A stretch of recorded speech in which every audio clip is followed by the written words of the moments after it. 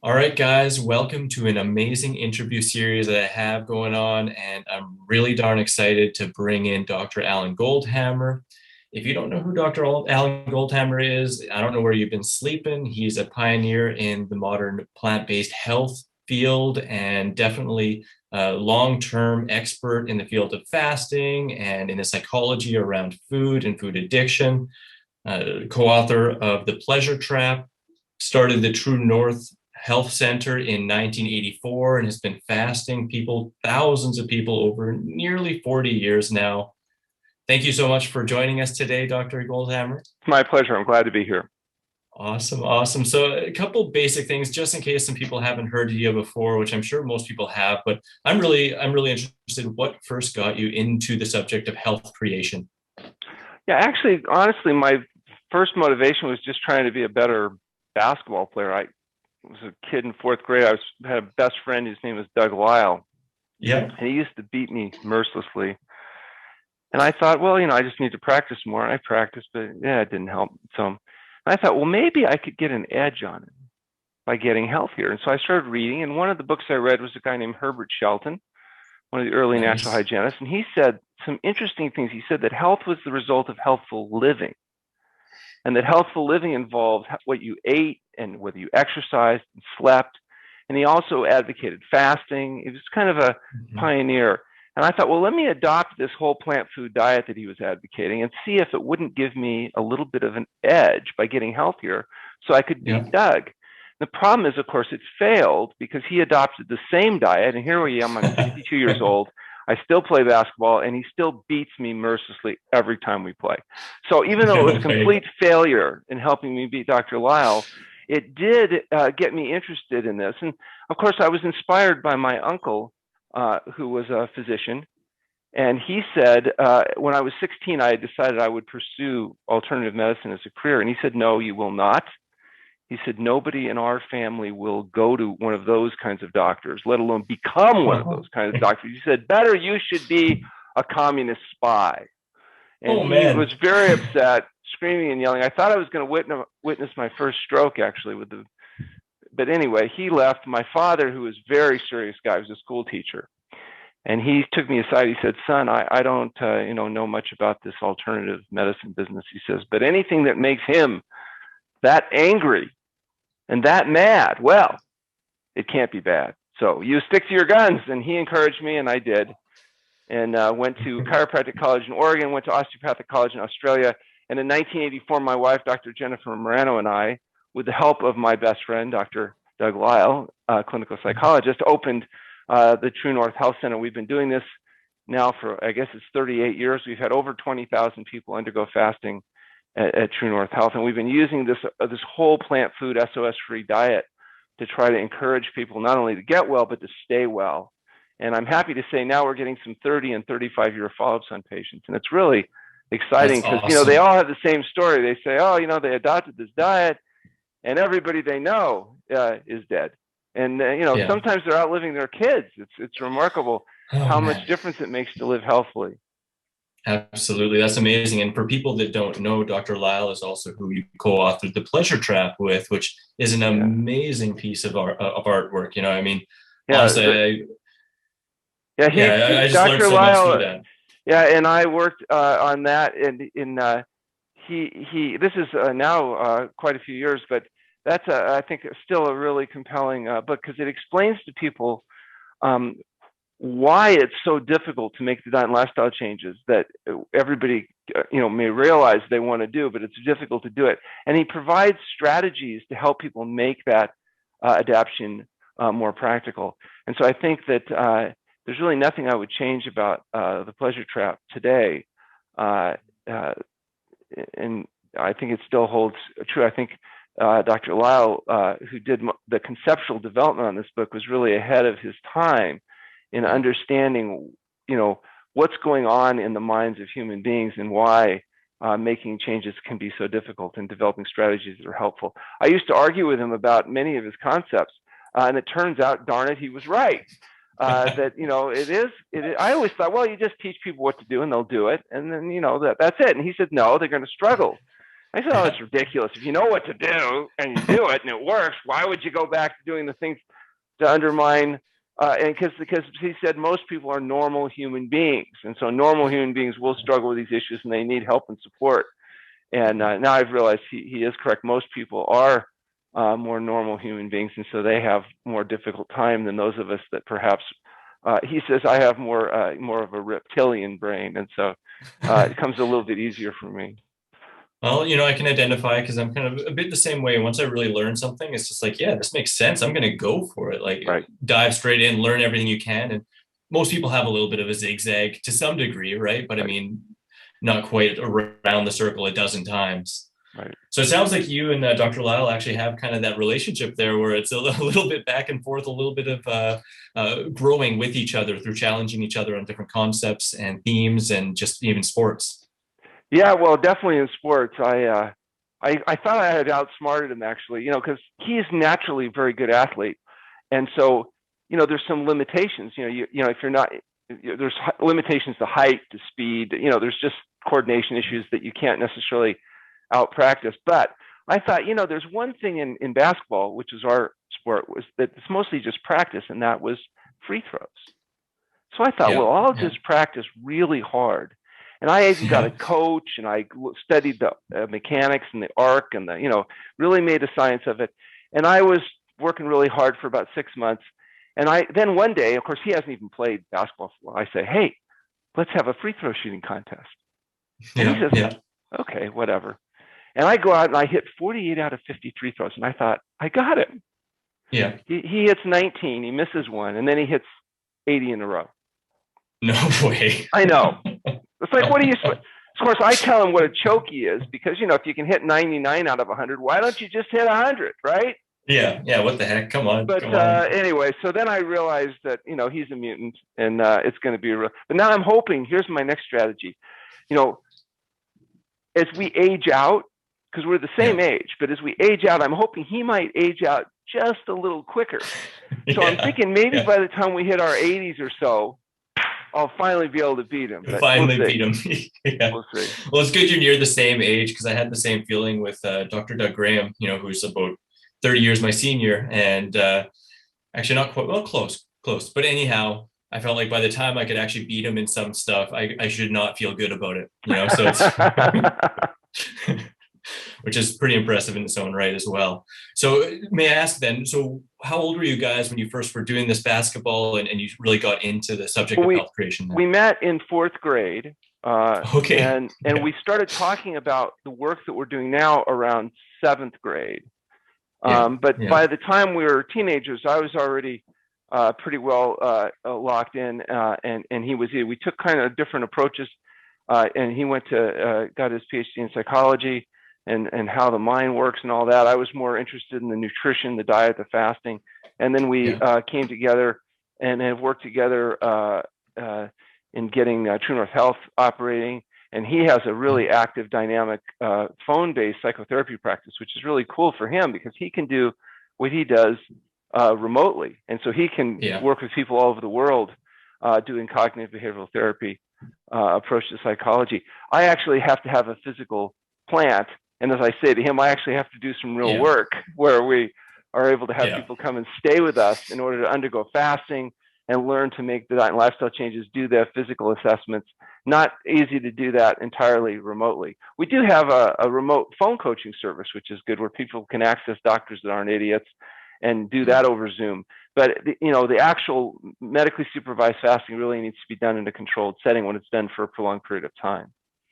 Absolutely. No, I totally hear you on that. And, from traveling around raw food festivals and health festivals around the world, your name and your center comes up time and time again as like the highest echelon. And, well, there's not very many places in the world that do medically supervised water-only fasting. So, being at the top of a very, very short list is gratifying, but not nearly the magnitude that it might seem on the surface. Well, still, nearing a 40-year track record and, positive outcomes throughout that whole time, that's an amazing feat. And hey, we're still here. What can I say, Exactly. Yeah, exactly. So So what actually got you into the fasting portion? And like, how long were you living kind of more plant-based or Yeah. healthy lifestyle before fasting really kind of popped out? Well, I got introduced to fasting right in the beginning, conceptually. And then I had a Yeah. great opportunity after finishing my training in the US. I went to Australia, and I had a chance to go to the Pacific College of Osteopathic Medicine and do residency with Dr. Alec Burton, who at the time was the world's most experienced person using fasting. And I got Yeah. a chance to do residency at his clinic, and I saw hundreds of patients coming through, and they kept doing something that I had never really heard about, which was they were, getting well. Yeah. Because Yeah. under conventional care, if you have high blood pressure, diabetes, autoimmune diseases, lymphoma, these conditions, the thing you're promised under conventional medical practice is that you will never get well. Yeah. You're told right up front, listen, you'll be on these drugs the rest of your life because if you do what we say, you'll be sick forever. We Yeah. guarantee you. And I saw these We'll make a people lot of money. I saw them getting better, and people would come in with high blood pressure, and their blood pressure would normalize, and they'd get off their meds. I called my uncle. I said, Uncle, I'm seeing these people with high blood pressure, and they're getting better. He says, No, they're not. I said, Uncle, I'm taking the pressures. I see that you don't know how to take pressures.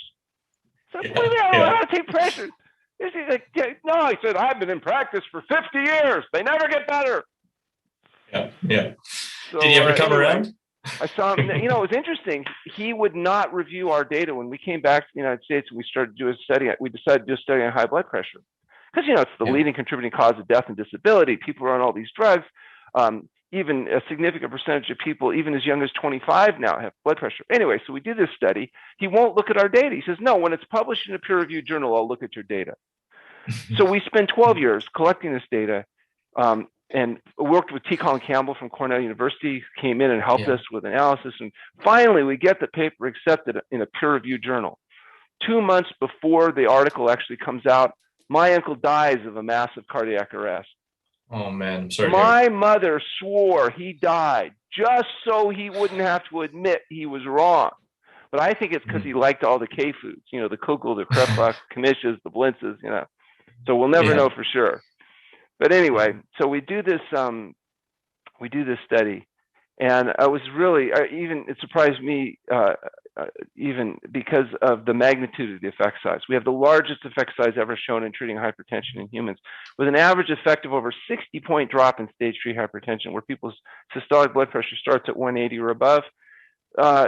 Huge effects, and 174 out of 174 people achieved blood pressure enough to eliminate the need for the medications. And the medications cause a lot of problems, including chronic cough, fatigue, impotence, and premature death. And so the idea is Yeah. it's not a benign condition. It's not a condition that's treated with benign medications. And yet we've found that if people are willing to do really dangerous and radical things like eat well and exercise, Yeah. and go to bed on time, Yeah. and do fasting, they can actually resolve their hypertension, normalize their blood pressure, eliminate the need for medications and the side effects that go along with the medications. And so it's really exciting. We're actually finishing a study right now. We have 3 more people to admit in a clinical control trial in the treatment of hypertension, along with a researcher from the Mayo Clinic.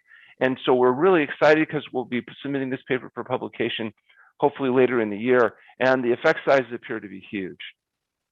That's awesome. Now, this one is great I because know. we're doing some long-term follow-up. We're tracking these people, and so we're able to show, not only can you get them well in a controlled setting, but you can also get people to make lifestyle changes so they can sustain those results. Yeah. Well, I mean, fasting is a whole physical, mental, spiritual practice that, in various, times throughout history has been used for each purpose, right? And isn't it I mean, interesting that every major religion, the Jews, the Jains, the Hindus, the Muslims, the Catholics, everybody's got a tradition about fasting. Yeah. So Yeah. definitely it's used long before, we started applying it. That's for sure. Correct me if I'm wrong. I don't remember if it was Hippocrates or somebody who he wouldn't admit a student unless they had fasted for 30 days. There's somebody in that realm. I can't remember if it was Hippocrates, but I know that certainly fasting has been a traditional way of dealing with diseases of dietary excess and from the time that things have been recorded. So I don't think it's certainly not new. And in the world of our ancient ancestors, it might not have been as necessary because dietary excess wasn't there wasn't an abundance of hyper processed foods, and so obesity was an epidemic. The only people that used to get the heart disease and the diabetes and some of these cancers were people they called kings, because it was only the kings that could eat the rich diets that mimic the type of caloric density of the diets that we're eating today. And so, now we may be dying, but at least we're dying from diseases that only kings used to get in ancient times. Yeah, we've all kind of tried to live the comfort of kings, without those same kingly responsibilities, and running into troubles with that. So, I'm kind of curious too. I mean, fasting is an amazing opportunity for people to have a complete reset. And like you said, it often does, because it touches on every aspect. It puts someone in a position where they're probably more likely to actually continue positive lifestyle changes as opposed to, say, a quick diet. Well, we've done a study actually on taste adaptation. Will be published later this year, and what we're able to show is that, one, your taste itself changes with fasting. Your liking or addiction to salty, fatty, sugary foods is changed. Your perception of salt and sugar may change, and so as a consequence, fasting is a great way of recalibrating your palate and your taste adaptation mechanisms. And so after fasting, good food tastes good. And it's hard to get people to eat a good diet if food is disgusting, tasteless swill. I always like to tell the story of, we got at one point a contract from the International Union of Operating Engineers, Local 3, which is a major union in California. And it made our program a fully covered benefit for any member of the union that had diabetes or hypertension. So they could come in and fast and get well. And the very first person they sent us was a diabetic, hypertensive, obese gentleman who was capped out on 5 meds. His blood pressure was 220/120. And they sent him to our program. The only thing is they didn't tell him what the program was. Oh, no. So this guy shows up thinking he's going to get another medication or something. I don't know what he thought. And he looked around our place and he said, "Oh, no." He said, this isn't for me. Yeah. I said, no, you're here to get well. He goes, no, I'm not sick. So what do you mean you're not sick? Your blood pressure is 220/120. You're on 5 medications. You got obesity. You're carrying a keg around in your belly. I said, not only are you sick, you're going to die. And he said, oh, yeah? He says, well, aren't we all going to die? And I said, well, yeah, it's like a valid point. Yeah, I said, and I thought tax. So I said, look, you're taking $880 a month worth of medications. I said, if we get you healthy, you won't need those medications. And he says, what do I care about medications? I don't pay for those. My union pays for them through my insurance. At this point, I realized this is not my normal self-selected, highly motivated patient I'm used to working with at TrueNorth Health Center. Yeah. I'm not sure what to do, but I'm thinking about his history. And of course, males, particularly on diabetic and hypertensive meds, tend to have a little problem. Yeah. And so I thought, well, maybe I'll try that. And I said, if we get you off all these medications and get you healthy, there's a chance we can do something about your little problem. And of course, he starts to stand up, and now I'm a little nervous because he's a big guy. And he says, why the hell didn't you just say so? So I'm thinking, I got him. So anyway, we're thinking, okay, we're going to try to fast this guy. But first, he's telling us that he lives on triple cheeseburgers. Meat, cheese, bun, mayo. He said if they made a mistake and put the lettuce on, he would throw that away because he didn't like that lettuce. I know the guy. Rabbit food. So we think, okay, before we can fast him, we need to at least get his bowels working and get him on some food. So we give him some food from our salad bar. And he's trying to eat it, but he's like, he can't swallow it. He's like, and I'm thinking, oh my God, what does he have, a tumor or something? And I sit down, I say, it looks like you're having trouble with the food. He says, what food? He said, this is not food. He says, this is disgusting, tasteless swill. If I have to eat disgusting, tasteless swill like this, I'd rather just die. Yeah. He says, why don't you go out to my truck, get my 12 gauge. When I'm not looking, just shoot me in the head. So we check him in. He ends up fasting 26 days. He loses almost 50 pounds. He normalizes his blood pressure and blood sugar levels. Afterwards, we're refeeding him the same food, but now he's eating the food. And I said, it looks like you're doing better with the food. He says, yeah, your damn chef's finally getting the hang of it. It took 20 minutes to convince him it's the same food. No, he says, the stuff you gave me when I came in was disgusting. He said, it's not bad. I see him 6 months later at the semi-annual. We're doing blood pressure screening. I said, how you doing? He says, I'm doing just fine. So he had That's maintained awesome. results, maintained restored function, and had done much better. This is a guy, if you give him a sheet of paper that says eat a healthy diet, he wouldn't have lasted a meal, let alone maintains, changes over a period of time. So we know that fasting can do more than just normalize your blood pressure and your blood sugar levels and get rid of the pain associated with autoimmune disease or resolve the tumors associated with lymphoma. It can actually help recalibrate your taste so that good food tastes good. And that may be one of Absolutely. the reasons we get the lasting results that we do in patients, because now they can eat a healthy diet. And when they're not in pain, they can begin to stretch and exercise. And when they're not having sleep apnea, they can sleep and get energy, and they can Hmm. maintain relations with their wives or husbands. And Yeah. they can overcome the problems of the medications that are sometimes causing devastating side effects. And they can feel there's hope. It's not helpless and hopeless, that there's actually Yeah. some rationale to it. And so I think that fasting can work on many levels. Absolutely. Absolutely. It's an amazing testimony. And I mean, I'm sure with nearly 40 years of fasting, and I would guess that you're probably amongst the longest term, most fasting participants doctor out there at this point. Would I be wrong in So you're saying saying with so? everybody else, because they're all dead, I'm not dead yet. So that's good. Well, no, it's no question. The people that had a lot of experience have largely passed on because they got old. And even these guys that live healthy, eventually, most of them, it's interesting because they get to their late 80s, early 90s, and then they start to slow down a little bit. But, Yeah. they do tend to do well right up until the time they pass. And I think that's the thing we're promising people isn't that they're going to live forever. They won't. We know that maximum human lifespan is No. largely determined by genetics and luck.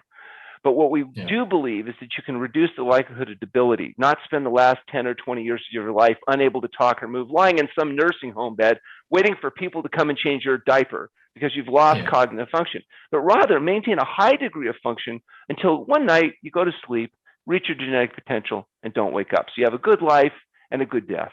So Yeah. you are going to die, but we want to live fully functional and not spend 9.6 years debilitated as does the average person living in industrialized countries. Yeah, no, that's definitely ideal instead of going out in parts and, dying from one thing while there's a checklist of other things you could have died from, right? And the way we believe that people can do that is to adopt a whole plant food SOS free diet. SOS stands for the Yeah. International Symbol of Danger, and the chemicals that are added to food that stimulate satiety in the brain and lead to obesity, metabolic syndrome, and premature death from heart disease, cancer, stroke, and even COVID-19. People are dying from acute infectious diseases are much more vulnerable to that if they have metabolic syndrome. So the idea is we want to avoid that death and debility, or at least delay the inevitable until a person has reached their full potential. And the way we believe they do that is a whole plant food SOS free diet. So no salt, oil, and sugar, because those are the chemicals added to food, the salt, the oil, the sugar. No animal products, so meat, fish, fowl, eggs, and dairy products. Instead, eat a whole plant food diet that includes, fruits and vegetables, grains, legumes, nuts, and seeds, and exercise appropriately, get plentiful sleep, and then fast every single day for 12 to 16 hours, and then occasionally perhaps do a longer period of fasting in a controlled setting. We believe that's the formula to maximize not only lifespan, but also healthy life expectancy, how long you can live fully functional. Yeah, makes absolute sense to me. It's going back to the original hygienic principles that people like Dr. Shelton and others, TC Fry, put out many, many, many moons ago, right? That's true. So I'm curious, is there specific conditions that you find react the absolute best to fasting? Yes. And conversely, are there some that you wouldn't touch? You would say, no, go to lifestyle instead. Yes. So the conditions that respond the most dramatically to fasting, not surprisingly, are those conditions that are caused or aggravated by dietary excess. Yeah. So obesity, high blood pressure and cardiovascular disease, type 2 diabetes, autoimmune diseases, which include where your body's attacking itself, like rheumatoid arthritis, SLE, ulcerative colitis, Crohn's disease, asthma, eczema, psoriasis, etc. And certain forms of cancer. Anyway, we have the most experience right now with lymphoma. And we have a case we've published in the British Medical Journal with 3-year follow-up. We now have a 4-year follow-up on this patient who's been able to resolve stage 3 follicular lymphoma using fasting and has been able to maintain those results using diet. We're also tracking a number of other patients now and ultimately would like to do a clinical control trial on that condition. So I know you mentioned that you're in the midst of completing a major study. And you've had two other landmark studies at least, right? Is that No, we've correct? had several studies. In fact, if people want to read our studies, they can go to the new website that's just launched Oh, called nice. fasting.org. And Yep. fasting.org is a fasting compendium website, not just of our research, but all of the research on fasting. And it's searchable, and it gives people access to this literature, whether you're researchers, clinicians, or just people interested in fasting. Fasting.org is a way that they can learn about fasting, and we will continue to post the results of our ongoing research and case reports on that website. We also have our main website, TrueNorthHealth.com, which is the clinic's website. And there are all of our articles, a lot of video. We have True North TV. We have a Roku channel now, so people can Oh, get cool. access to our content. It's all free. Yep. And so that, also, I just would mention, if people are interested in having access to a doctor to ask a question, there's two ways they can do that. If they go to TrueNorthHealth.com and complete the registration forms, they can get a free phone conversation with me, where I'll be happy to do my Oh, best to cool. answer a question, or steer them to a doctor in their area or a fasting facility, et cetera. So that's one service we offer. It costs nothing. We do have a fee service where we have a dozen clinicians with extensive experience, medical doctors, chiropractors, naturopaths, that are available through our phone coaching service at TrueNorthHealth.com. And they can go on and they can get access to a doctor for an affordable fee that will work with them either on the phone or with Zoom remotely. That's become really popular. We just launched it a few months ago, Mhm. and we've seen those numbers doubling up every month. It's really great, because people all over the world, even if they don't live close to a physician that maybe is familiar with this, can get access to our doctors that we've vetted that work for us at the TrueNorth Health Center, that have experience with diet and fasting, that subscribe to this kind of health from healthful living kind of format, and with a variety of different backgrounds and training. And so I would encourage people that are interested in getting support, take advantage of that website. And the nice thing I like is any proceeds from the operation of that go to support True North Health Foundation's research. So, it's a win-win Perfect. for the patients as well as for the foundation. And we're a 501c3 nonprofit research-based organization, so we do appreciate everybody's support to both our phone coaching services and also the center, because the net proceeds of our operation of True North Health Center actually are donated to the True North Health Foundation. That's where the funding comes from to do our research. And that's really awesome. I'd absolutely encourage everyone to check out those links and take advantage of that support because, I'm curious with the phone call, is that more nutritional support or is that also at home fasting support then? Well, we will provide whatever type of support the patient wants. We do recommend for intermittent fasting, that's easy to do remotely, and our doctors can help them with that. For Yes. longer term water fasting, it's important that people have basic history, exam, lab monitoring, and support. That can be done at a facility that specializes in fasting. If it is going to be done at home, our doctors can work with your local doctor that would be able to provide, medical support, and they're happy to do that. It's not so easy to find local doctors that are willing to provide the necessary support. But for those, like for example, we have some foreign patients right now that have not been able to get into the country. And as a consequence, our doctors have been providing support to doctors, their local doctors, to provide them remote support to deal with issues. But again, it's a lot easier for people to actually go to one of the facilities. But there's facilities now all around the country, and we can hook a person up with their local facility, with doctors that we've trained through our internship and residency training that are operating facilities. We have them in Florida, Texas, Ohio, Southern California, as well as the True North Health Center in Northern California. And there are more facilities that are in the process of opening. So, Cool. we don't care where you do it, just as long as you do it properly. We don't want people Absolutely. messing it up. And what happens is, if you have people that are not candidates for fasting, you don't want those people fasting because they're going to have a bad outcome. People that are Yeah. good candidates for fasting but don't do it properly, or don't have baseline data so you can tell the difference between a healing crisis and a problem, that can become a problem. We don't want that to happen. People need to rest when they're fasting. If they're too active, they increase gluconeogenesis, the protein breakdown, they can get into trouble. They need to terminate their fast properly. Too rapid refeeding after fasting can result in refeeding syndrome and even death in some cases. So we don't want people dying because they get stupid as they come off a fast and don't do things properly. So as long as everything's done properly, it doesn't matter necessarily where it's done, as long as it's going Yeah. to be done properly. And so to the degree that we can help support people, we will. But we're not going to recommend people that do long-term water-only fasting without appropriate history, exam, lab monitoring, or support, because that ends up being a nightmare. Absolutely. And I'm wondering how much education goes into that process as well. I'm imagining when people are Well, fasting, they have a lot of free time. Are they yeah. given some informational materials? And Yeah, it's called a residential health education program for a reason, because we have 3 classes a day that patients go through, and we have extensive video education. In fact, we now live stream our talks so that sometimes people, when they're fasting, they don't even want to come down to the lecture hall, but they can still participate. But it also allows people that are remote to participate in our education. We're expanding that outreach as well. wow, So this new technology is really convenient, and we're trying to take absolutely. full advantage of it. So education is a principal part of what we're doing when people are at the TrueNorth Health Center, because we need them to adopt diet and lifestyle changes when they go home so they make us look good. In other words, it Yeah, doesn't matter how well you do yeah. fasting. If you don't adopt a whole plant food SOS-free diet, you won't sustain the results. We can't get our Yeah, long-term outcome data. And that's, we look like we're a clinic. We're actually a research facility disguised as a clinic, because what we're really about is trying to get people to prove that we're right and everybody else is wrong, essentially. And that's why you'll find our rate structure, for example, is fractional compared to almost any place else in the world. If you look at the cost per day, it's much yeah, more affordable, despite the high level of medical supervision. And the reason we're able to do that is because we are essentially a research facility trying to demonstrate efficacy. So what's driving our behavior is a little different than maybe a typical facility. Most people say, you guys are booked 3 months out. Why don't you just raise the rates? You'll still be full. You'll make more money. The problem is we need people to stay long enough to actually get well. So if you notice, yeah, most facilities out there have very short programs. And the reason is yeah, because people only have so much money they can afford. So they'll take their money and they'll give them as much as they feel like they can give them. 3-day programs, 5-day programs, 7-day programs. Well, with fasting, sometimes we have to fast up to 40 days.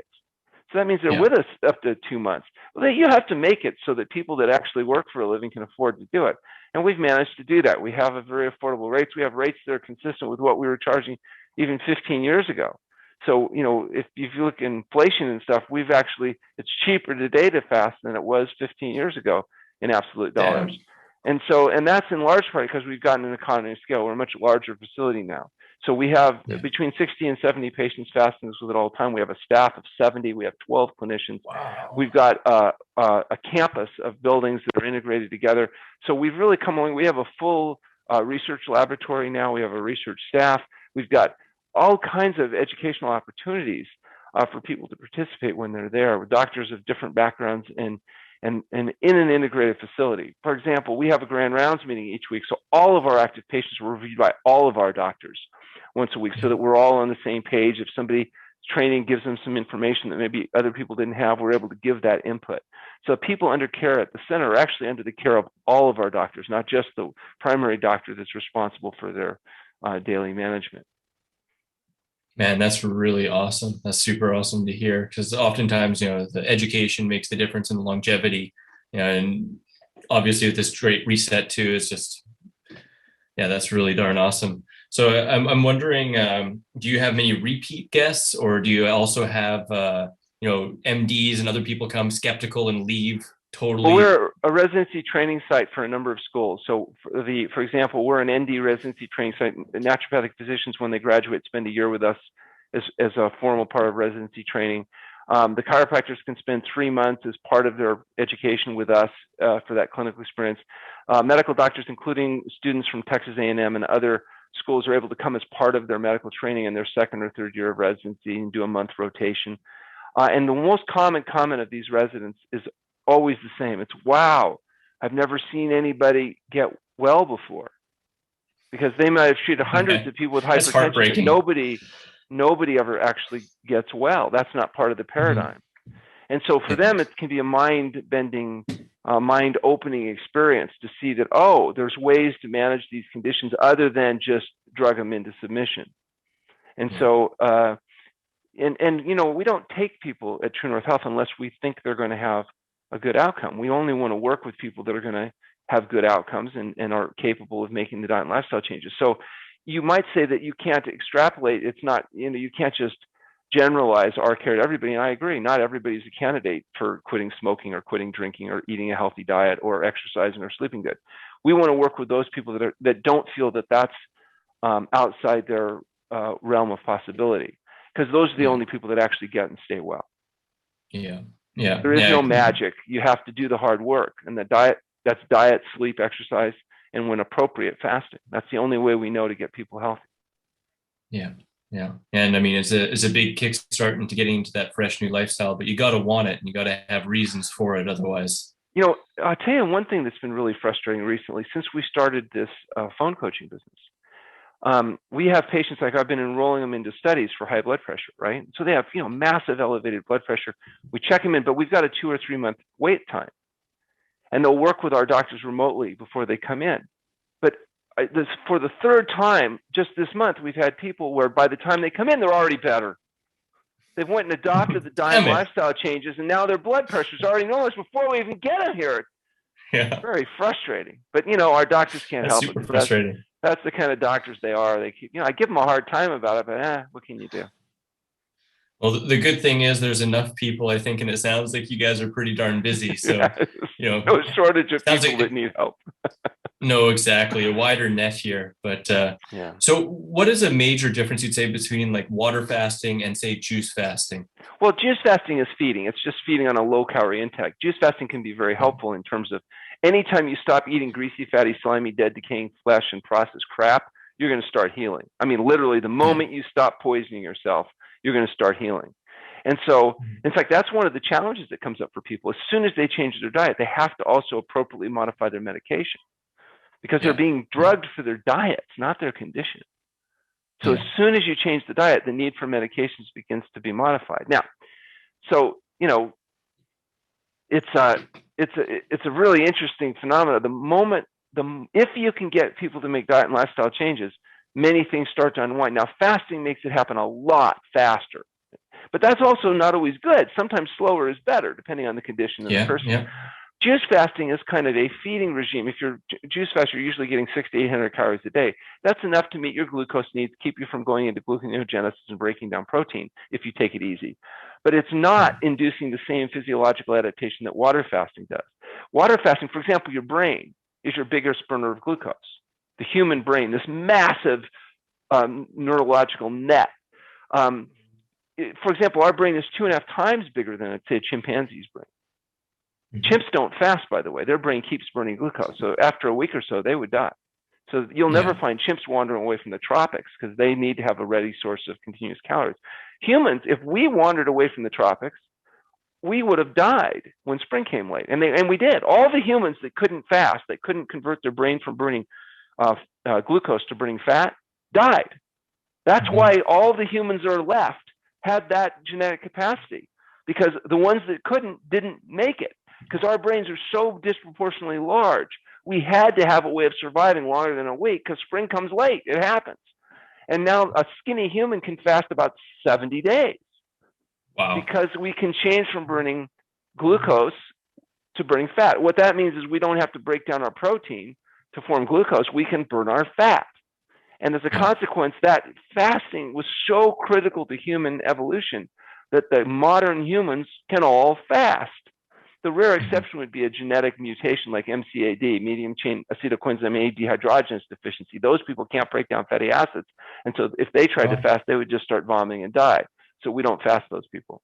We test everybody. We make sure we don't do that. That's it's only 1 in 10,000 people. It's only 1 in 10,000. It's very rare. But the point is, this adaptation to fasting is a biological adaptation that was necessary for the survival of our species. We're just taking this ancient practice and applying it in a very unnatural modern time. That's time of dietary excess. And that's because of hyper-processed foods and the use of salt, oil, and sugar, and the abundance of animal foods that we are using, which, by the way, not just affecting our own health, but also the health of the planet. The ability of humans to survive on the planet in large part may be dependent on our ability to transition away from animal-based diet. Because they're saying now that the use and raising of animal food may be more responsible for global warming, for example, secondary to methane production and stuff, than all of the internal combustion engines combined. They're also suggesting that maybe it's not nice to take sentient creatures and torture them all their life and then kill them and eat them, that may not be a desirable thing. Well, that's the moral issue. It's crazy. And there's the spiritual people that believe things. Moral, ethical, and spiritual beliefs actually are where most vegans are coming from. Not necessarily their own personal health, but the health of the planet, the health of the animals, the moral, ethical, and spiritual considerations. we don't argue that at TrueNorth Health Center. We're not denying that the moral, ethical, and spiritual issues are there. We're just focusing on the health aspects.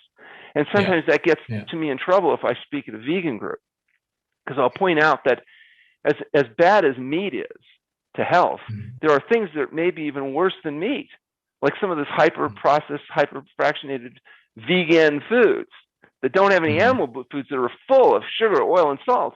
And that in some cases, people, as bad as meat is, they might be more compromised by the vegan processed foods, and they need to give them up. And they get upset because they've already given up all the meat, and now you're actually asking them to also give up the salt, oil, and sugar. And to say that you might be better off eating meat is offensive because of the moral, ethical, and spiritual considerations. So I always preface it with saying, from a health viewpoint only, some things are even worse than meat. So and some people will claim I mean, some people will say that health and veganism, they aren't necessarily put together, right? And I mean, it is true. Well, thinking about a vegan diet, you could have soda pop, French fries, potato chips, Oreo cookies. These are all vegan. They're not healthy. So vegan, you can't end with vegan. You have to start with vegan. It's vegan and SOS free. Salt, oil, and sugar, including refined carbohydrates, have to be eliminated from the diet. And that leaves a whole plant food SOS free diet. That's what we advocate. And that fasting is a tool of helping facilitate the elimination of some of the consequences of dietary excess. So the conditions that respond well, all the cardiovascular, the autoimmune, some forms of cancer. What doesn't respond well are conditions perhaps that have nothing to do with dietary excess, certain neurological problems, or maybe genetically mediated problems that are not going to be that responsive to fasting. People that have mechanical problems. You may get some benefit with inflammation from resolving a compound fracture, but you better go ahead and get that bone set, and you better do the mechanical support if you want it to actually heal. So fasting isn't always the answer to the problem. There are definitely situations where drugs and surgery can make the difference between life and death. They just rarely have anything to do with building health. Health comes from healthful living. Absolutely. Absolutely. And so many people are looking for healing outside themselves, when fasting shows us that a lot of it is really internal and from internal reserves. So, I mean, with that too, is there a place in terms of, malnutrition that someone would be counterindicated to fast, and at what level would that be? Well, absolutely. We don't fast people that are in depletion mode. We would rebuild their reserves first. And that's where baseline testing is important. We do blood testing, physical exam. You have to make sure that the person that you're treating is an appropriate patient to undergo fasting. And you have to establish baseline data so you can tell the difference when the healing crises come up. They can be really exciting. But you have to tell the difference between a good thing where the body's healing itself and a bad thing where the body's into depletion or getting into trouble. And if you just treat everything as a good thing, you can end up with really bad outcomes. And that's where everything's it's nice detox. to have doctors that have experience not just with medicine, but also with health. And most doctors aren't experienced in health. They're experienced in medical care, but not in healthcare. And as a consequence, they may make poor decisions when managing patients, for example, that are undergoing fasting, because they're misinterpreting what they're seeing as a negative thing. On the other hand, people that are philosophically well-versed in fasting but don't have appropriate clinical training can really make some serious mistakes. And that's where you hear about some of the death and disability that occurs associated with fasting, is because people make really poor judgments about what it is they're actually looking at, or who it is that's undergoing fasting. And I get those calls every week from patients, or also doctors in trouble because they're trying to use something inappropriately, or particularly when it comes to recovery, they're too active or they don't refeed properly. And that's where these nightmares come up. We've had 20,000 people undergo fasting at TrueNorth Health Center in a controlled setting. And we've published a fasting safety study that shows adverse events and what the risks are, and it shows that it is a safe and effective experience when it's done appropriately. But that protocol is very specific. And there's a reason why we have those safety outcomes. When you don't follow those protocols, it's very common to have people get into trouble. So with refeeding, what is the most common first food and foods? So what we usually do with refeeding is, before we put in a bunch of fiber, we'll use fruit or vegetable juices first. So we go from water fasting to essentially juice fasting. We're putting in 600 to 700 calories of fresh fruit and vegetable juice, depending on the patient, depends on what you're using. But common things are watermelon, celery juice, carrot, celery, apple celery, vegetable blends. We also use sometimes homemade broths without added sodium, but that are made from fresh organic vegetables. So those broths and juices are used initially. Then once the digestive system fires back up, we've got some glucose back in the system, then we'll introduce usually raw fruit or vegetable materials. And then we'll introduce more concentrated foods like steamed vegetable materials and starchy vegetables, potatoes, squash, sweet potatoes. And then eventually, once digestion is up, it takes about a half the length of the fast. So if it's a 20-day fast, you've got about 10 days of controlled refeeding. And then they're back to a whole plant food SOS-free diet, which would include all of the things that's appropriate for that individual. It might include nuts and seeds, grains, whatever it is that you're doing. But we always avoid oil, salt, sugar, glutinous grains, flour, processed foods, and animal foods, meat, fish, eggs, and dairy products. We don't use that with anybody. And our cookbooks, like the Health Promoting Cookbook, the Bravo Cookbook, Bravo Express, these cookbooks are all vegan SOS-free cookbooks. So the recipes are simple enough that even I can make them, but they don't include any of the objectionable ingredients. And it's also nice, there's companies out there now that are making vegan SOS-free foods available to they can get from their homes, like Mama Says and Leafside and Well Your World. They're making lines of foods now where if you choose, you can get them completely salt, oil, sugar-free and vegan and delivered. And so, That's awesome. if people go to our website, they can see all these affiliates that we have. And I like them because they're providing people according to our standards. They also provide support to the TrueNorth Health Foundation in terms of affiliate fees. And so these are people that are trying to offer people the option of making truly healthy food available and convenient. Now, honestly, making healthy food is pretty simple. Like if banana, peel and eat. It doesn't take too much. Now, some people say, what if you get bored and you want variety? No problem. You take that banana and you turn it upside down and you peel it the other way. It's a completely different experience. Peel it one way, maybe Monday, Wednesday, Friday. Do it the Tuesday, Thursday, Saturday. Exactly. And, water. You can drink water. Maybe you want variety. Okay. One day you have a clear water bottle. And the other day you have a colored water bottle. You can add variety. Don't say we don't believe in variety. It's okay. Just stick to the core support of healthy foods. Salads. You can chop a salad and different vegetables with the season. You don't have to have fancy recipes to do that. You can make steamed vegetables. Very simple. You take some vegetables, you steam them, you eat them. Again, what vegetables? Well, whatever's fresh, organic, and available seasonally.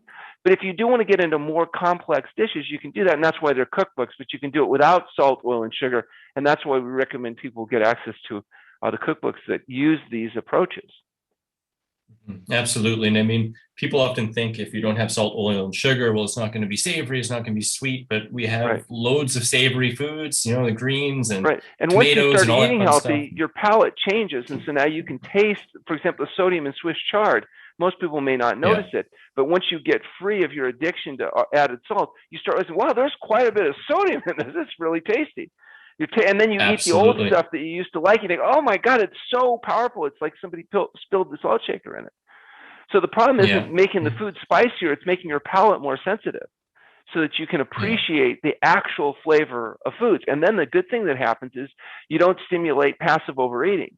And you stop overeating and you lose the weight. And you don't have to fight the blood sugar levels bouncing around, your insulin levels bouncing around. Then you can get healthy and happy. And then you have new problems because then the other people in the world get jealous and angry and envious, and sometimes they don't behave nicely. So then you have to make sure you select friends that are willing to tolerate your ability to get healthy and happy and get rid of the addicts that really don't want you around because you create cognitive distance and make them feel uncomfortable. Yeah, absolutely. No, I've experienced that too. And I've found too, when you're living a healthy lifestyle, sometimes the hardest thing is to accept that others don't want to choose it. Others around you. And that's fine. And I don't ask them to choose my lifestyle. I just want them to tolerate my desire to do so. That's all. That's all you're asking. Yeah, exactly. Or you wish that they would live healthy for, But them sometimes to be around longer. Sometimes alcoholics find when they quit drinking, they have to kind of cultivate some new friends because some of their old friends are not comfortable with them not being a drunk anymore. Yeah, no, absolutely. Absolutely. I've kind of experienced that. I came into health, similar reasons for athletics and used to party a lot. And I didn't lose any friends, but definitely kind of changed the venues that we hung out and met up, and sometimes the amounts of time we hung out. Being that you've, supervised over 20,000 fasts, you've probably seen more things come out of more people than almost anyone. And within the health field, especially within, certain juicing movements, and it's been around for a long time. people talk about mucoid plaque, and it's a big controversial subject. I'm curious your view on it. I have my own Sure. video on it and stuff, but I'm really curious your view on mucoid plaque Well, and people, where that comes into play. mucus is a natural substance that's produced by mucous membranes. And if you think about your sinuses, your body produces mucus when there's irritants when you're exposed to irritants, and part of it is to buffer your system from those antigens. And the body will produce more mucus to get rid of materials and help the body's adaptive process, protect the sensitive surfaces of the tissue. Same thing's true in the colon. And so the idea is that, yes, excess mucus production is a sign of irritation, and using fasting and diet and lifestyle often results in elimination of that excess mucus. People talk about mucoid plaque, though. They're talking about a caked up buildup inside the colon. And some people, particularly people that are involved in the bowel laundry movement, where they're doing colonics and everything, try to give people these images and pictures of 20 or 30 pounds of caked on materials that have built up and that you're flushing that out. And they'll give people treatments like they'll give them bentonite or something that'll blow up in their intestinal tract. And then they'll pass a bunch of voluminous material along with it, maybe some accumulated materials, and pretend that this is this massive cleansing, when really what they've done is they've taken materials that expand tenfold when exposed to water, and like industrial pipe coating materials. And I always remember a contractor one time heard a patient was using that, and they said, "Oh yeah, we use that as insulative material, but just don't get it wet." Oh man! And people are swallowing it, and they'll do a lot of enemas and colonics and other things, and the problem is, we're not really based on reality. It's not that there's not 20 pounds of caked up material. There's an accumulation of material because their autonomic nervous system that controls their bowel movements is dysfunctional. Well, doing enemas and colonics can actually contribute to that and can lead to static bowel function. So you got to be really careful as you start intervening. A better solution is just to adopt a whole plant food SOS-free diet, large amounts of vegetable cellulose, avoid all the greasy, fatty, processed, slimy stuff, and get people enough rest, and then the autonomic function begins to normalize, the parasympathetic, sympathetic nervous system gets back in balance, and then bowel function begins to be reestablished. And it's very rare that we have to resort to exogenous bowel stimulation in order to make that happen. Occasionally, you might do an initial enema or colonic because you've got some mechanical issues to deal with. But overall, once people adopt a good diet, their bacterial flora in their gut begins to normalize, bowel function is restored. And I mean, I have people that haven't had unassisted bowel movements for 20 years. They got bleeding rectal ulcers. We're able to get them having normal bowel function and normal bowel movements without having to do a lot of interventive treatment. The biggest part of this is the 5 pounds of bacteria that live in your gut. Bacteria, protozoa, other organisms. 5 pounds of creatures, 1 trillion creatures, eating, drinking, and defecating inside you right now. And what they poo in you largely depends on what you feed them. If you feed them vegetable fibers, you get vitamin K and fertilizer. But if you feed them meat, fish, fowl, eggs, dairy products, you get TMA, which becomes trimethylamine oxidase, which causes heart disease and cancer and all kinds of problems. So we want those bacteria to be the right kind, the 1,000 strain, the right balance, and we want them pooing the right byproducts. And you can't do that on a greasy, fatty, slimy, dead, decaying flesh diet and expect not to have problems. And colonics, enemas, or other treatments aren't going to solve that problem. You have to solve it from the inside out. And that's why we advocate, diet and lifestyle change, fasting to recalibrate the entire system, and then appropriate soluble fiber-rich diet. And so the idea that, the answer is 50 colonics to treat your theoretical plaque or whatever. If you ask gastroenterologists who spend, their whole life with cameras up people's butts, they'll tell you that's not real. Even in people on poor diets, the colonic membrane is a thin membrane. You can see light through it. I mean, that's not what they're finding. Not that people can't have chronic constipation and all that stuff, but that's not the underlying cause of the problem. It's the result of the cause of support diet. It's like saying obesity. Obesity is not the problem. It's the diet that makes you fat that's the problem. And the moment you change the diet, the obesity starts going away, and your health comes back long before the last bit of fat is gone. You don't have to wait till all the fat's off to normalize blood sugar, to normalize blood pressure, to get out of pain. No, that happens long before the last vestiges of storage is off. And also this idea that people that are fat or overweight have bad constitutions, not true. People that have Yeah. efficient absorptive capacities tend to get fatter easier than people that don't. People that have less satiety mechanisms will gain weight easier than people that don't. A lot of these are just biological variances in people that make them more vulnerable to storing excess adiposity. And so it's not necessarily a issue of value judgments or anything else. So the same diet in different people can result in different effects. And the same psychology in different people can result in different effects. So we got to be a little bit careful about assuming because a person gains weight easier that means they're unhealthy. No, the diet that will make that vulnerable post fat definitely makes them unhealthy. It's a marker. It's not a cause. Excess fat, the moment you change the diet, the risk factors start going down. The fat itself may have issues, but it's not the whole picture. And there's also a difference between adipose tissue and visceral fat. We know that visceral fat is more associated with inflammation and the health compromising issues. And one thing that's fascinating about a study we're just releasing now is that visceral fat is preferentially mobilized during fasting. So let's say a person loses 24% of their 10% of their body weight and 20% of their total adipose tissue, they may lose as much as 50% of their visceral fat. So visceral fat is preferentially mobilized during water-only fasting. We've got actually data to support that now. It's really exciting. So that's going to really annoy a lot of people when we release the results of that study. But nonetheless, we've got the data. We have a DEXA scanner at the TrueNorth Health Center that has the new software that allows for whole body composition. So we can do a detailed analysis, not only how much muscle, how much fat, but how much visceral fat there is. And we did it before, after, and on follow-up. We did scans. So we have 4 scans on 30 subjects that have gone through this process. And so the results of that data will be coming out later this year.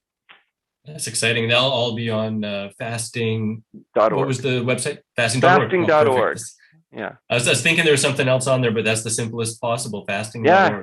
Fasting.org. Awesome. So I'm curious, back to the mucoid plaque, and I hate to I don't even want to say, but some people say, while they're fasting or while they're juice fasting and they're not taking in any psyllium or bentonite or anything, they see stuff come out. I mean, the longest fast I did was 11 days, and on I think it was day 6 or 7, I had a nasty thing come out, and I mean, I know, for example, that with juices there still is soluble or insoluble fiber, right, which still creates some mass, right? But with water fasting, people do have some accumulated feces in their body that will eventually fast, and there may be little bits of material in the crisp. The idea of 20 and 30 pounds of that would be very rare. That's a megacolon. That's a neurological condition. I mean, that's not the typical kind of a thing. And the idea is if you just go through even bowel prep of any kind, and then they go in and look in the colon for, like, in terms of preparation, yes, they'll pass a bunch of material, but then there's not any 20 pounds of residual material left in the colon. Those colons, and most people are relatively clear. Like I say, we got evidence of that. Just look at the cameras that are going through and evaluating the bowel after bowel prep. And all we're saying is if you eat properly before the fast, you can eliminate most of this material. Some material may still pass during fasting. That's fine. Your bowel is designed to have material in it. It has material in it all the time. Think about it. Yeah, exactly. And I mean, what's the difference between material normally passing through and, say, out pockets or pull-ups? Right. Well, so, there's no qualitative difference. There's materials that accumulate. There's nasty stuff and everything. It's only what's absorbed through the intestinal tract that gets into the body, though. And those bowels are designed to absorb water and not a lot else. So the idea that the bowels are the source of toxicity is nonsense. Most metabolic wastes are not eliminated in the bowel. They're eliminated in the urine. Because the urine is the byproduct of the blood being filtered by the kidney. So the vast majority of toxicity you need to worry about is what's coming out in the urine. What's coming out in the bowels is largely bacteria, undigested materials, a little bit of stercobilin and stuff squirted out by the liver. But it's a secondary source of toxicity compared to what's in the body. And it's being eliminated in the urine. So look to the urine if you're looking for toxins, which of course we do. Yeah, that's awesome. So I have a postulate that I'd love to run by you and just see what you think as well. During fasting, if we're not taking in any fiber, our gastrointestinal tract cell lining is shedding, all the time. I've heard it's the fastest shedding cell or the fastest regenerating cell in the body. Now, would it make sense that those cells to some degree accumulate, some toxins come in, accumulate, and some mucus comes in there to encapsulate it and then come out? So that could be what some people see as well. In fact, a lot of what people think are parasites are actually ropeworms, which are actually, if you analyze them, and they have carefully, they are human DNA. They're not exogenous parasites, but they look like worms.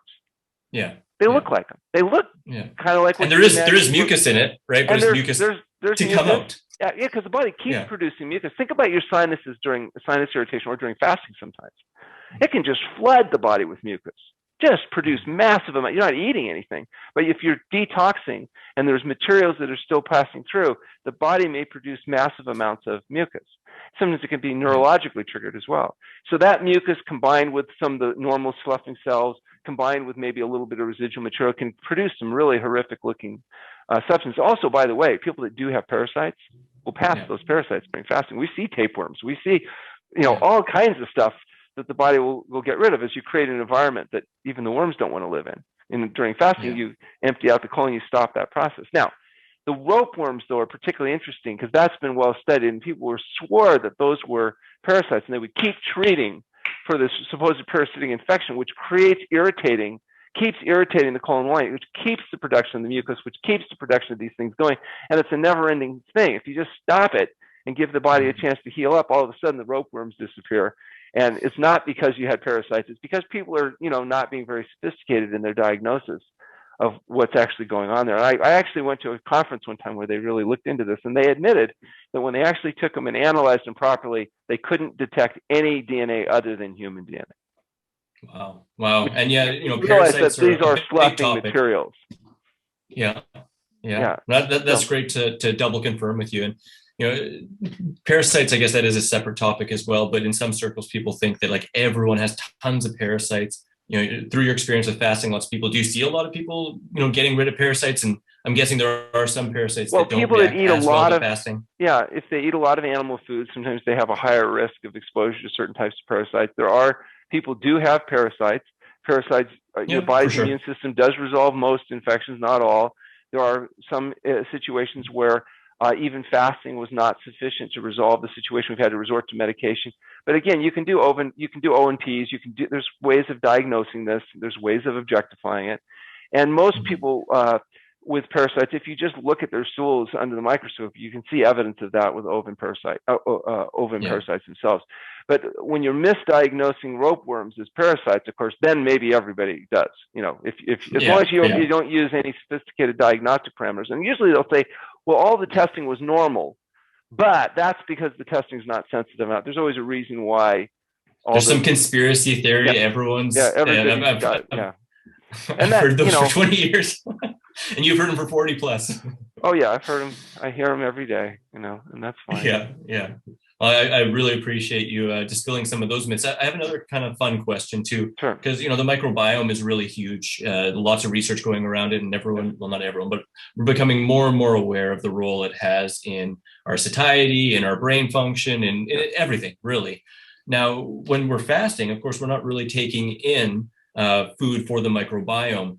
I've heard, the appendix having a play in here. What goes on with the microbiome, and when we start to refeed, and is the appendix tied into that? So I'm not so sure about which. The appendix is a vestigial, residual material that is thought to be an active part in microbiome development. I'm not sure exactly how they've done that research or how they've isolated that in of itself. But the idea that appendectomy may not be completely benign, is certainly maybe may have some validity. We not actually just a did random a study. organ. We actually did a study on the treatment of subacute appendicitis with fasting. And if you go on fasting.org, you can see that study that was published, or that paper that was published. And we were able to successfully resolve a patient that was scheduled for appendectomy with fasting, and they've got 2-year follow-up published, and I've got 20-year follow-up now, where they've maintained, they still have their appendix. So at least in the case of subacute appendicitis, it may be possible to manage that condition medically rather than surgically. And so, we were able to do that, and we did present that, and that kind of annoyed some people. Now they're treating appendicitis. It's like, Geez, you're taking away all their jobs. As far as what we think is going on, is there's a big reduction in total volume of the microbiome during fasting, and a massive change in the environment. And so when you refeed properly after fasting, which we argue is the most important part of fasting, is the initial refeeding, you're able to regrow a more normal flora. And we've actually done the first study on long-term fasting on the microbiome changes. We did it with Luigi Fontana from Washington University. The data from that study has not been made available yet, so we don't have the results of that. But what we believe we're going to find is that there's a big drop-off in total microbiome, a change in the environment, and a regrowing of the normal flora. And the reason we say that is because we see that result clinically. The colitis, the Crohn's patient, these people are getting better. The chronic bloating, the gout, all the difficulties that people are having seem to improve. And so we're assuming that we'll see a corollary change in the type of bacteria. But understand, this is all pretty new data, pretty virgin territory. Even which flora are normal may be up to debate, because there's very few healthy, normal people now in society because they're all eating hyper-processed foods.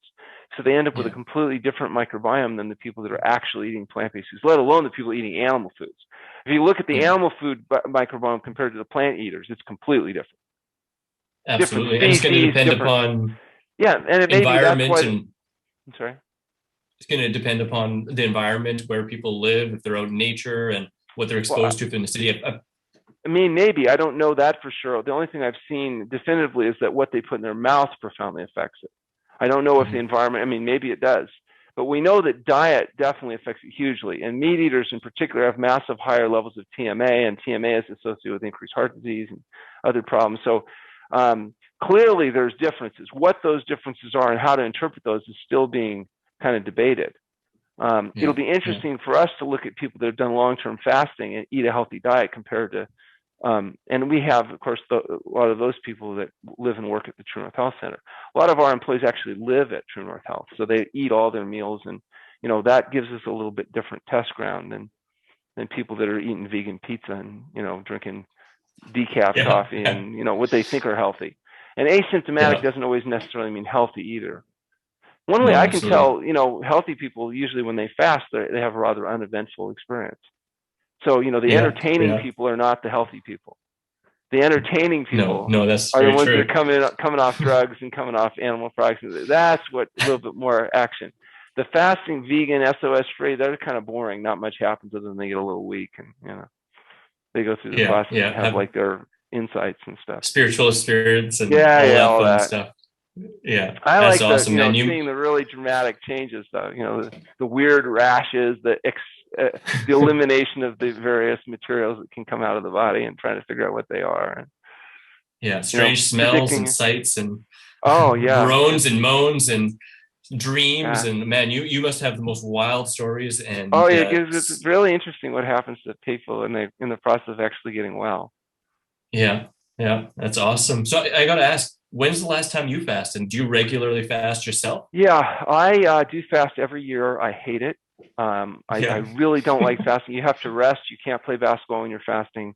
My wife, Dr. Moreno, takes my computer away. I don't even do that with my patients. I let them have access to the computer. She takes mine away. And so it's a really awful experience. Probably some of the most beneficial experiences I've ever done have happened during my periodic fasting, in terms of my own insights and how it affects the way I think and see the world. But as far as liking fasting, no, I don't like fasting. Interestingly enough, though, I got started with this when I was most vigorously when I was a teenager. And so I've never smoked a cigarette or had a cup of coffee or drunken an alcohol or, haven't had any kind of meat, fish, fowl, eggs, or dairy products since I was 16.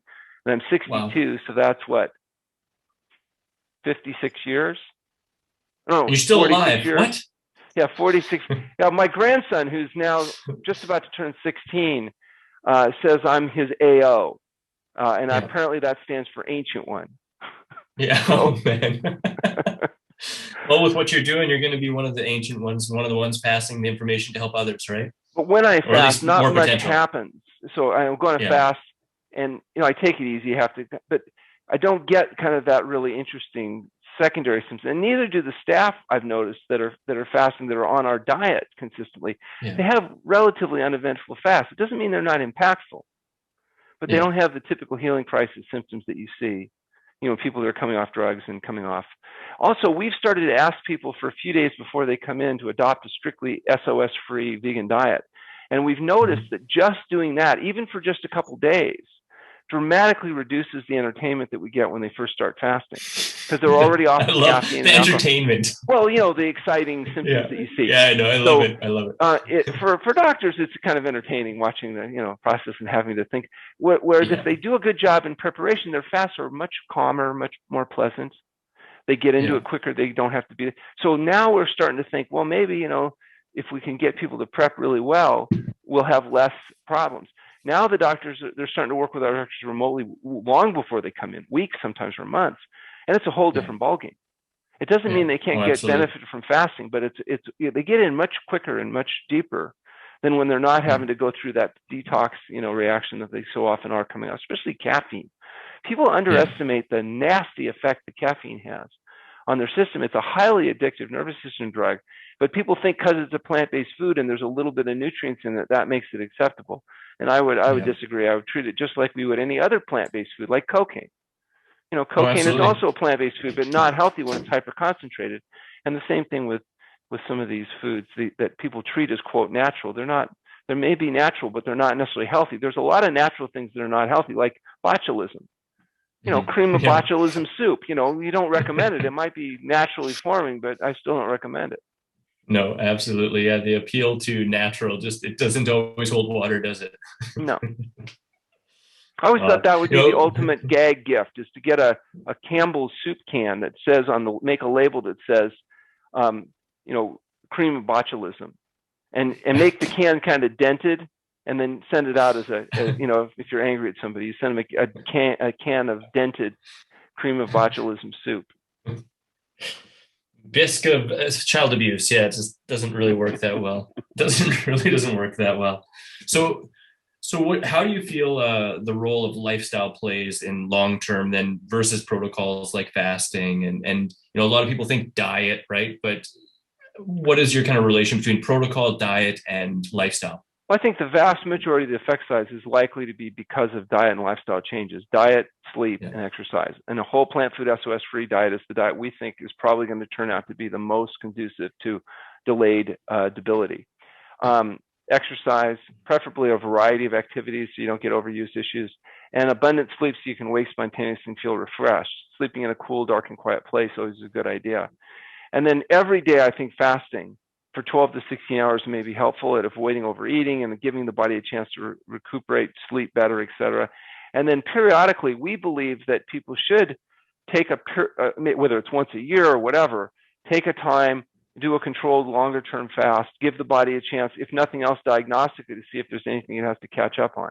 Because I know you're going to find this shocking, but not everybody lives exclusively on a whole plant food SOS-free diet all year round. What? Some people make dietary exceptions. Some people don't live in pristine environment. They live in places like Los Angeles where they're breathing smog or pollution. Sometimes people aren't always drinking filtered water. They're drinking municipal water that has contaminants in it. Sometimes they're being exposed to other people's smoke or vaping or other disgusting habits. And so as a consequence, or maybe they get exposed to molds or other proteins or things. So sometimes it may be helpful to give the body a facilitated chance to catch up. And the way you can do that is you go on a fast after hopefully history exam lab monitoring. And if the fast is uneventful and it's very calm, that's a good sign, because we use fasting diagnostically. If you get on a fast and your mouth coats up and tastes like something died in it, and you have low back pain and headache and irritability and skin rashes and mucus discharges, maybe that's a sign you need to continue to fast long enough to clear all that. And then if next year you fast, you don't have that, maybe that's a good sign that maybe you're not getting so far behind. So I use fasting diagnostically as well as therapeutically. The idea would be to live so healthily, you don't need to fast, other than your 12 to 16 hours every night. Ideally, people would live so healthily, long-term fasting would be unnecessary. I don't know that we're yet living in that world for most people, though. Yeah, no, for sure. And I mean, most people coming from where they are, it's way more indicated than somebody who's necessarily living, from birth in the forest. Half of our people come from out of state, 15% are foreign. And a lot of patients we see every year, and I've seen them every year for 35 years. And, now these people are in their 80s. And and they're using us because they come in, they get a physical exam, they get a little rest, they check in with the doc, we do some lab work. We're basically functioning as their family physician traditionally would have. And they can contact us remotely if they have a question about something comes up, because things happen, even healthy people, problems come up. So we try to provide support to those patients. And they use fasting as a chance to kind of recalibrate, reboot, fine tune. And, I think that's a perfectly reasonable model. I like working with healthy people that are trying to stay healthy. Those are a joy. And I think that we have meaningful material to offer those patients. And so right now we're noticing the biggest growth in our practice is actually people that we're seeing on an ongoing basis that are coming back for short-term, what we call preventative fasting, not necessarily just sick people. In the early days, everybody was sick. But in the early days, fasting was considered criminal quackery. Yeah. It was, really extreme. Now it's cutting edge research. So now we're getting a lot younger people. I recently did a podcast with Rich Roll called The Insane Benefits of Fasting. Well, apparently that's been listened to by almost 2 million people now. So it's had a really big outcome and really motivated, intelligent people that are thoughtful. And because I can tell by basically the questions that come in, the calls that are coming in. Well, in the old days, I would speak regularly, but I would speak to 100 people or 500 people or whatever it is, live lectures. Only recently has this podcasting business become an option. Well, who knew? I had no idea. Well, this thing has had a huge impact in terms of the numbers of people that know about us and contact us and all that. It's also given me the opportunity to do other shows like your show, where people find out about us and we're able to go on. And now I don't have to travel all over. And I can, instead of speaking to 100 people, I can speak to 1,000 people or 100,000 people or 1 million people or even more people. Well, that's a really good way of getting those ideas out. Now, it doesn't make our ideas any better. We still doesn't mean that what we're saying is correct. And that's why we're doing research to try to, hopefully improve the quality of the information we're providing. But we do the best we can based on our limitations and our experience to try to tell people what we think is the best way to recover their health and stay healthy. And that's it. Absolutely. And if it turns out we're wrong, that maybe greasy, fatty, slimy processed crap is a good thing for you, we'll change what we recommend. We're only recommending it because that's what we believe to be right. Doesn't mean it's right. 40,000 times over. But if I'm wrong and ropeworms are actually some magic parasite, well, send me the data, show me the evidence. That's the nice thing about the scientific method, because it gives us an opportunity to differentiate fact from fantasy, to tell what's real and what's not. It's not perfect. It doesn't answer every question. I first admit that. But we're trying to combine clinical experience with actual scientific data to try to see where they match up. Now, sometimes there's not data existing, so you have to go with philosophy. The philosophy we tend to use is exemplified by what's considered natural hygiene, or the traditional health science type of thinking. Again, it doesn't mean that we always have the right answers. So, but we're certainly open to, if we're wrong, tell me, and we'll change it. Yeah, absolutely. Yeah, no, and we're all blessed by that scientific scrutiny and the breadth of experience and, all the studies you guys are putting out, because it's definitely bringing it out to the masses and giving it much more recognition and just so much better. I'm always amazed, though, the criticism, like I looked over about 7,000 comments, and the comments are fascinating. They rarely have to do with saying, well, they've read a study that said something differently. It's usually, I remember one person said something about don't trust anybody that's charismatic. And I thought, well, that was really offensive. I've never been accused of being charismatic ever. My wife laughed at that. And she said, yeah, they really got that one wrong. And one comment said, he doesn't look too bad for 62 years old or something. And then the other one said, oh, that's because of all the Botox. God. YouTube comment warriors, man. YouTube comment warriors. Where do they come up with this stuff? It's really amazing, So if you're sensitive, you don't want to read those comments, because they really can be kind of digging and, it's like, whoa. You got to be a duck. You got to be a duck, especially the more controversial you are, or the more, information you put out there that's just not with the mainstream, right? I mean, speaking of that, I actually have another kind of little controversial topic I'd love to pick your brain about. Sure. What do you think about dry fasting? A lot of people are really into that. I'll admit I'm not myself, but I'd love to hear your experience and thought around the detox pathways. So dry fasting is a different physiological process. And for one thing, you need to start off being really careful because, including some of the advocates who died recently from doing it, it's hydration status is a really important thing. It's what we monitor in fasting. And even allowing water intake, it's difficult to maintain hydration. That's the limiting factor oftentimes for fasting. And dehydration can result in hemoconcentration and death. So if you're dry fasting, first of all, think about what you're doing. Is you're giving the body a chance to mobilize materials into the bloodstream. But unless there's water, you don't give the body a chance to eliminate that material in the urine. And so what's happening is you're building up those toxins in the body without necessarily processing them. And you can shut down the kidneys. You can cause damage, and people do. It's not physiologically sound. It doesn't make a lot of sense when you think about what's really going on with detoxification. You need a solute in order to carry the materials from inside the cell out of the body to get rid of those materials. And that's where water becomes a critical. So you don't necessarily need to drown yourself in too much water. Can result in flushing out electrolytes and be a problem too. So that's why we monitor urine intake. Sometimes we're increasing or we're decreasing water intake in patients based on looking at their specific gravity, looking at their clinical presentation, looking at their electrolytes. So that's one of the things we're doing with monitoring. But I would say I violently object to the idea that dry fasting is physiologically sound or advantageous over water fasting. Now, maybe spiritually or getting into heaven or whatever on some other non-health level, maybe there's some, and far be it for me to challenge people's spiritual practices. But as far as physiologically speaking, we do not advocate it. We wouldn't encourage and endorse it. And I would offer extreme cautions on a health standpoint that, don't delude yourself into thinking you're doing yourself any favor because you're doing dry fasting. Now, one thing I would tell you, I was at Cornell giving a lecture, and one of the people who has a PhD, in American Indian Sciences or Native Indian Sciences came over and talked to me about their Vision Quest, which is a dry fast. And they do these 4-day or sometimes 7-day dry. And he was fascinated about what happens when you go longer. In our experience, and we were talking about it, and I said, well, I asked him, what happens if you have a person that doesn't have really good water tolerance, and they'll start hallucinating after 4 days or 5 days? And he jokingly said to me, well, I guess we call them medicine men. And because a lot of the people that would have visual hallucinations, I think if you did a study of traditional American medicine men, I wouldn't be surprised if you found out that they had lower water tolerance than the people the average person, and as a consequence, they hallucinated more rapidly with dehydration. So, and if you think that's a good thing, then whatever. But that has nothing to do with physiological soundness of dry fasting, and so I definitely don't endorse or encourage it. No, I hear you. And that's super intriguing actually to hear as well. It's really interesting. Now, with dehydration, have you heard of the concept of the kidneys filtering and sediment in the urine, and your kidneys are not working unless you have sediment in the urine? Have you heard of that? Or well, that's an oversimplification of the fact that specific gravity will measure byproduct. If your kidneys get going to failure and they stop concentrating, yes, that's a problem. Okay, so that if your kidneys stop doing their job, I'm sorry. That might be coupled into if someone's seeing sediment in the urine, might that have to do with dehydration as well? Well, that's the next point. Is that if you become dehydrated, you can hyperconcentrate. So the urine may become concentrated. But eventually, once you shut the kidneys down and they're not working anymore, that's even more serious. So the kidney's job is to take this material, put it into fluid, and get rid of it. And all you're doing, if you dry fast, you're preventing that from happening. You will dehydrate. Just a question how quickly. Exactly. Well, this there's a lot of errors of attribution. People misattribute the effect of both fasting and dietary change. They'll believe because this person gets better, it's because of X, Y, or Z, and it might be in spite of X, Y, or Z. Yeah. So often it's about what you don't put in rather than what you do put in, right?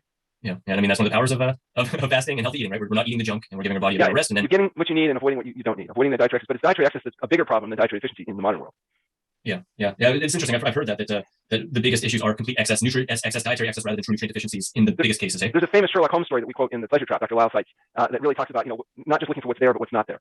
Yeah. And so, I do encourage your viewers, if they really want to get their mind bent, read our book, The Pleasure Trap, Mastering the Hidden Force of Mind, Health, and Happiness. If you don't like to read, you can listen to Chef AJ. We've got a professionally recorded version of it now through tape or audio or whatever the audio book or those online systems. You can get The Pleasure Trap now. You can listen to it, you can read it, and it's a disturbing book. It will not tell you what you want to hear, but it will tell you what you need to know if your goal is to get and stay healthy. So I would definitely encourage you to read it. It's definitely my favorite book.